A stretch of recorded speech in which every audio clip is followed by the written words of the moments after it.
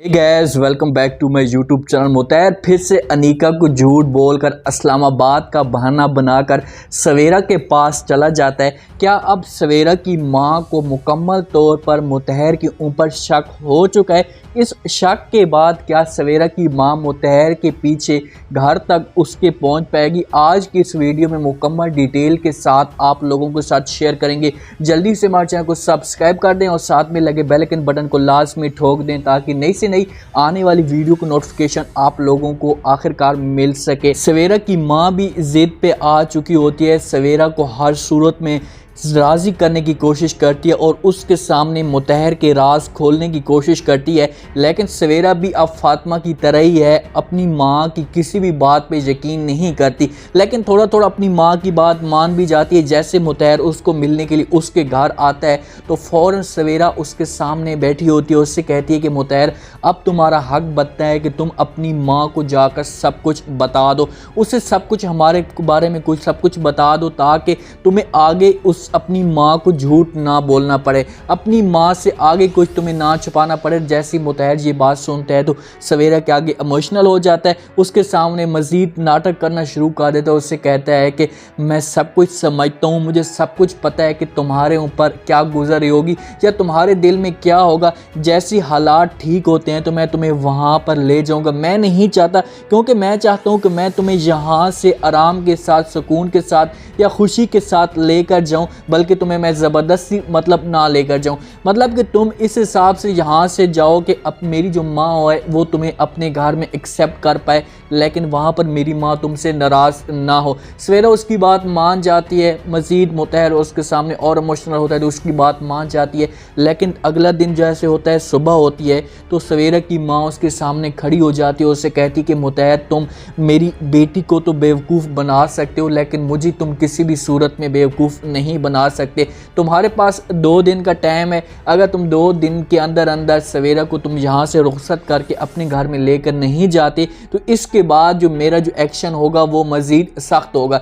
जैसे मुतैर ये बात सुनता है तो बड़ा परेशान हो जाता है, क्योंकि मुतैर के पास तो सवेरा की उसको ज़रूरत नहीं है, सिर्फ उसे ज़रूरत है तो उसको गाड़ी की ज़रूरत है, पैसे की ज़रूरत है और उस घर की ज़रूरत है जिस घर में सवेरा रह रही है। इसी वजह से वहाँ से मुतैर जाकर मज़ीद सवेरा के सामने इमोशनल हो जाएगा, उसके सामने मज़ीद नाटक करना शुरू कर देगा। सवेरा उसको मज़ीद ढील दे देगी कि तुम मुतैर कोशिश करो कि अपनी माँ को राज़ी करो, चलो तुम्हारे पास 2 दिन नहीं तो तुम्हारे पास 4 दिन है, तो मज़ीद अपनी माँ को समझाने की कोशिश करो। अनीका पूरी कोशिश कर रही है कि उमैर की शादी फातिमा के साथ, तो अनीका अपनी माँ को मिलने के लिए आती है। जैसे उमैर बड़ा परेशान खड़ा होता है, अनीका जो होती है उमैर की ये सिचुएशन जान जाती है कि उमैर किस वजह से परेशान है। फ़ौरन उमैर के पास आती है, उससे कहती है कि उमैर तुम फातिमा के साथ शादी कर लो, बेचारी अकेली और तन्हा है। उमैर उसकी बात पे इनकार कर देता है, उससे कहता है कि मैं उसके साथ शादी कर लूँगा लेकिन मेरी मम्मा नहीं मानेगी, क्योंकि फातिमा अपने साथ जो है बच्चा रखना चाहती है,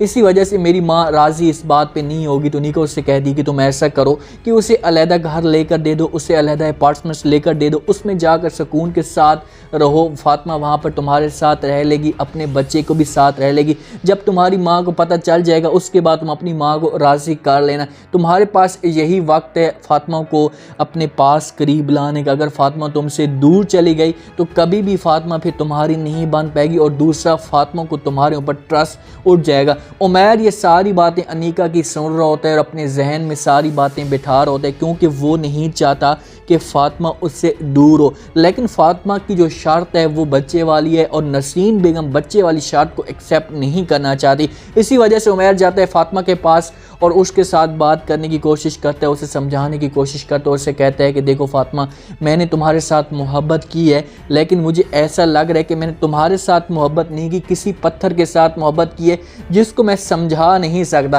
फातिमा उसकी बातें चुपचाप सुनती है, उसे समझाती भी है, उससे कहती है कि मुतैर मुझे सब कुछ पता है कि तुम मेरे साथ मोहब्बत करते हो या तुम्हें मेरे साथ एहसास है, लेकिन मैं अपने बच्चे को तुम्हारे लिए नहीं छोड़ सकती। ये जो फातिमा का जो पॉइंट है, ये फातिमा का पॉइंट अच्छा है। इस पॉइंट पे अगर फातिमा एग्री भी है ना, तो उमैर भी इस बात पे इसके साथ राज़ी हो जाएगा और अनीका वाला जो मशवरा होगा वो फातिमा को कहेगा भी सही कि अगर तुम इस मशवरे पे राज़ी होना चाहती हो तो मैं तुम्हारे साथ ये सब कुछ करने के लिए तैयार हूँ। लेकिन फातिमा ये सब कुछ नहीं करेगी, क्योंकि फातिमा एक तो अपने तई अम्मा और तई अबू की इज़्ज़त भी ख़राब नहीं करना चाहती और पूरे इस ख़ानदान की इज़्ज़त ख़राब नहीं करना चाहती। अगर ये सब कुछ फातिमा ने किया तो लाजमी बात है फिर सुल्ताना बेगम सच हो जाएगी, जो सुल्ताना बेगम नसीन बेगम को कह रही है। मुतहर को धमकियां मिल कर अब मुतहर के पास जो बच्चा होता है ये फातिमा के पास गया होता है कुछ दिनों के लिए, डर की वजह से, क्योंकि वो मीडिया का सामना नहीं करना चाहता। इसी वजह से फातिमा के पास होता है। फातिमा कुछ टाइम उसको देते हैं, भाई 3 दिन रख लो या 4 दिन रख लो। अगले दिन उमैर और फातिमा उस बच्चे को साथ उठाकर मुतहर के घर में आते हैं। जैसे ही वहाँ पर पहुँचते हैं तो अनीका और मुतहर खड़े होते हैं। अनीका जैसे देखती है वो तो खुश हो जाती है कि अब इन दोनों को देखकर मुतहर इनके ऊपर बातें करेगा, थोड़ा सा मामला मज़ीद ख़राब हो जाएगा।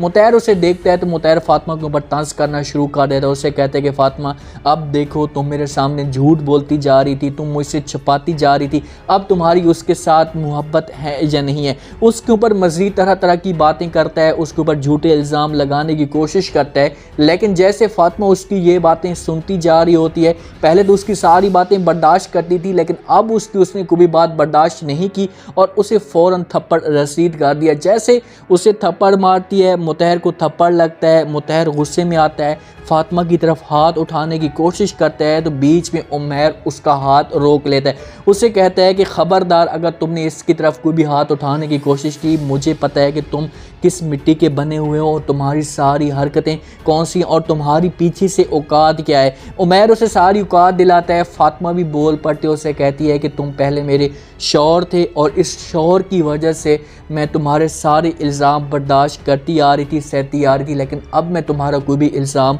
बर्दाश्त नहीं करूँगी और ना ही सहूँगी। फातिमा उसे सही तरह बातें कह रही थी। जब उसे थप्पड़ लगता है तो अनीका साथ में खड़ी होती है, अनीका के पाँव से ज़मीन निकल जाती है। ये थप्पड़ फातिमा का अगर इसे मुतहर को पहले मार देती तो हो सकता है कि मुतहर को एहसास हो चुका होता और कभी भी उसने इसके साथ ऐसी हरकत नहीं करनी थी।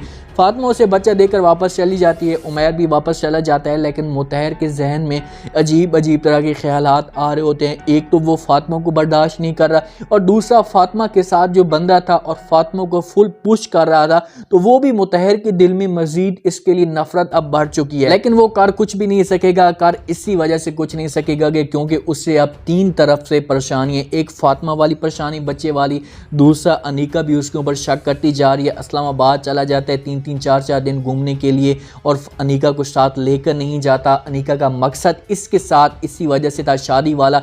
और तीसरा अब जो सवेरा की माँ है उसने पूरा डन कर लिया है कि अगर ये बंदा 2 दिन में लेकर नहीं जाता तो वो इसके बाद हमने इसका पीछा करना है, इसके पीछे जाना है कि आखिरकार ये बंदा करता क्या है या कहाँ तक जाता है। इस वजह से मुतहर बड़ा परेशान है, उसे समझ नहीं आती कि आखिरकार वो क्या करे। ये फैसला कर सकता है कि अनीका को वो तलाक देगा। अनीका को तो लाजमी बात है उसने तलाक देनी है। एक दफ़ा अनीका को वो छोड़ेगा, उस अनीका को अपनी सज़ा तलाक वाली मिल जाएगी और सवेरा के सामने असलियत आ जाएगी, सवेरा मुतहर को छोड़ देगी। तो उम्मीद है आज का ये रिव्यू, आज का ये प्रोमो आप लोगों को पसंद आया होगा।